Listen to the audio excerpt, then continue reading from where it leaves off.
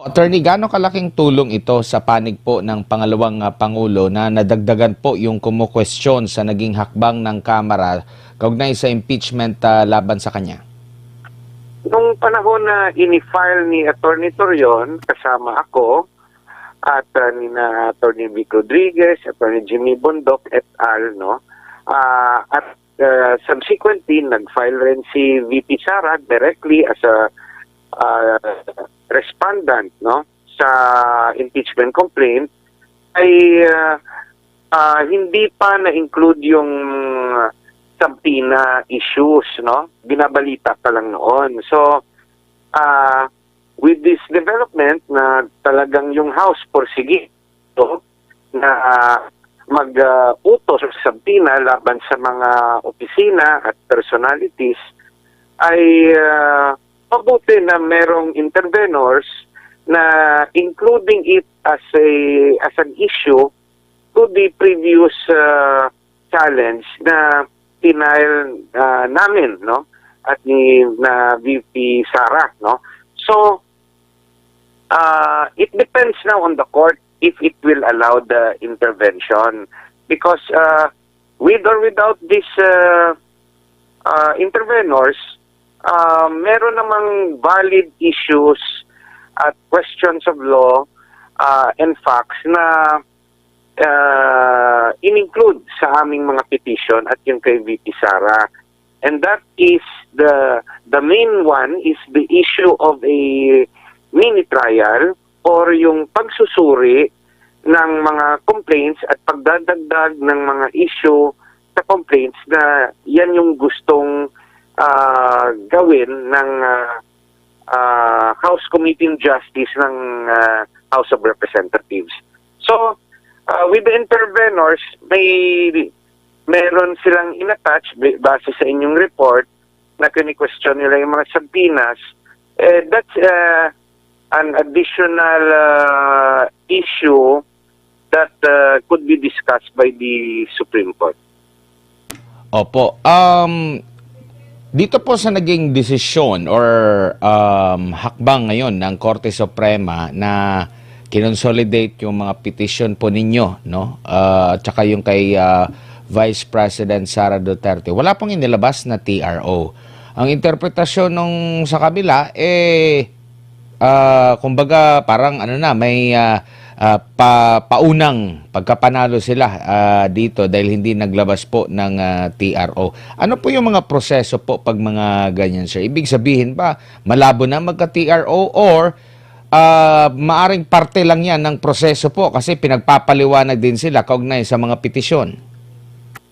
Well, Agmar, no, I beg to disagree sa pinapalabas na propaganda ng House, no, yung certain personality ng House na sinasabi nila na dahil hindi nakakuha ng TRO, mananalo na sila o matatalo na yung petitioners. One thing for certain is that kinakasagot sila. So, ibig sabihin, hindi immediately dinismiss yung petition na final ni Attorney Torion et al. At ni VP Sara. Bagkos, gusto malaman ng Korte Suprema ano yung sagot ng House of Representatives, especially yung House Committee on Justice. Now, you must remember na yung naunang petition na final rin ni Attorney Torion at ni VP Sara separately laban sa unang impeachment complaint na final, no, na final against the Vice President, wala ring TRO at injunction. In fact, they continued with the proceeding at dumating pa nga sa Senado, no, na pinahod lang ng Senado. So, ultimately, even without the TRO and injunction, ultimately, the Supreme Court decided against the House of Representatives. At sinabing ipatigil, no, yung proceeding kasi it went against the Constitution and they have to wait for another year, no. So history on this particular issue of impeachment kay VP Sara tells us that even without a TRO or an injunction, which is part of the prayer of the petition, the Supreme Court could entertain the issues presently submitted, and the Supreme Court pwede magdesisyon either way. Either i-affirm yung challenge ng petition, or it is also possible na sasabihin nila na i-deny ang petition. So yung pinakatamang sagot sa circumstances is that we have to wait for the Supreme Court to study both the petition and the explanation of the House of Representatives in response to the petition filed by Attorney Torion et al. And VP Sara para magbigay ng kanyang desisyon. Kasi panibago, round 2 ito nung laban sa ginagawang proseso ng House of Representatives laban kay VP Sara. Opo. Dito po sa nagiging nila, kumbaga parang rason na sinusunod lang nila yung rules nila, no? Impeachment rules of procedure po nila dyan sa Kamara. Saan po magbabase po ito, sir? Alam natin may kapangyarihan sila, pero still dapat pa rin na nakasandal ito sa ating existing na mga batas at konstitusyon. Tama po ba? Ang pinakamataas na batas ay ang konstitusyon. So, although may rule-making power ang House, kasi nakabase rin sila sa Constitution, yung kanilang kapangyarihan, na nagsasabi the House has the exclusive power to initiate impeachment. Under ito sa Article 11, Section 3, dapat yung kanilang ginawang House rules and subsequent actions must all comply with the Constitution. So, yung nakikita natin na mga arguments in social media na nagsasabi na in order ng Supreme Court na bigyan ng due process yung respondent o si VP Sara, yan yung hiningi raw ni VP Sara. Bakit ngayon gusto na nilang bigyan ng due process at pinapasagot at magkakaroon sila ng mini trial, bakit raw kinokontra na naman ni VP Sara at ng mga abogado na katulad ni Attorney Torion, Attorney Hinlo, Attorney Vic Rodriguez, Attorney Ginny Bondok, no? So, yung sagot dyan is this. Yung tinatawag nating due process na question dati na hindi na nasabi ng Korte Suprema, hindi nang nabigyan ng pagkakataon si VP Sara ng due process, dahil nagdesisyon based on a one-third vote kaagad, ang House of Representatives, nagbotohan sila kaagad. At may challenge pa nga doon na ba yan? Yung may ng records, nabigyan nyo ba ng kopya si VP Sara bago nyo to inakyat sa Senado? Binigyan nyo ba ng pagkakataon na sagutin ni VP Sara yung inakyat nyo na impeachment complaint sa Senado? Challenge at sa Korte Suprema, bago nyo iakyat sa Senado, bigyan nyo ng due process. So what does it mean na bigyan ng due process? Bigyan ng pagkakataon na sagutin ni VP Sara, ma-inform siya ano yung complaint sa kanya. Now,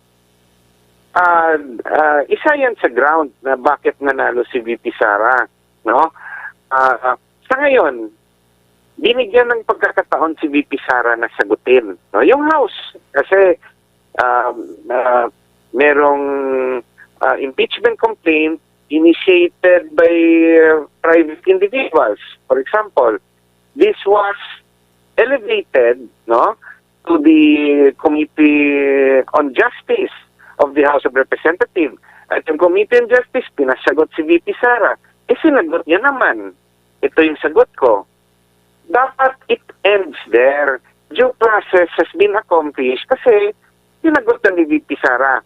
And VP Sara also has the option to make a general answer and not to proceed with particular answers because karapatan ng isang respondent na i-waive ang kanyang diretsyo na harapin yung inaakusa sa kanya at this stage na preliminary stage, no, prior to a trial. So, i-determine lang ng House of Representatives kung substantial in form and substance yung complaint at kung nabigyan ng pagkakataon si VP Sara na sumagot at sa tingin nila substantial may compliance of substance. Trabaho ng House of Representatives is to endorse it to the Senate for trial.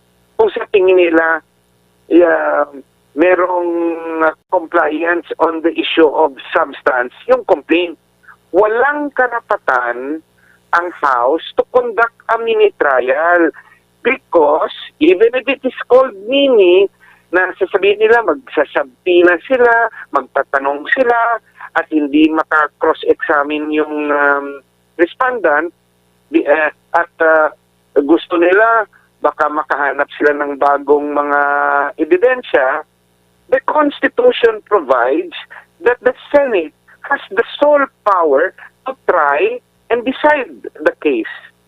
So, nakalagay, to try and decide the case. So, even if you call it a mini trial or iiba mong pangalan, pero actually, gumagawa ka na ng trial, you are now violating the Philippine Constitution. Yung requirement of due process was already complied when pinasagot mo si VP Sara at depende na yan kay VP Sara kung sasagutin niya o hindi. Now, it is our position sa kami na petitioner na nag-challenge sa ginagawa ng House na you cannot go outside or beyond the complaints filed by the private individuals. Now, kung gusto nyo na mag-file o mag-imbestiga ng panibagong complaint, mag-antay kayo ng isa pang taon ulit. Kasi nauna na i-file yung complaint at nag-declare na kayo nga may compliance sa substance and form. So, hindi nyo masabi na, oops, kulang ito, gusto naming dagdagan. You have to wait for another year before you can do that because you can only file one impeachment complaint per year. At nakapasok na itong mga na-file. No? So, I think it's number 3 and 4 complaint, no, for the second batch. So, yung idea naman ng mga sabtina na yan, only a court can challenge the Data Privacy Act. Only a court can challenge the Bank Secrecy Law. Only a court can challenge the Foreign Currency Deposit Act. Without the court, without a court issuing a subpoena, walang karapatan ang piskalya na siyang ginaganap na function ng House. Only the Senate can do that. Because it's the Senate, according to the Constitution, is the sole power na makatry and decide the case. So, the actions of the House, especially the House Committee on Justice, issuing subpoenas, to my mind, and to the mind also of Attorney Toyon, unconstitutional yan. Opo. Dahil it's a function outside the authority given by the Constitution to the House.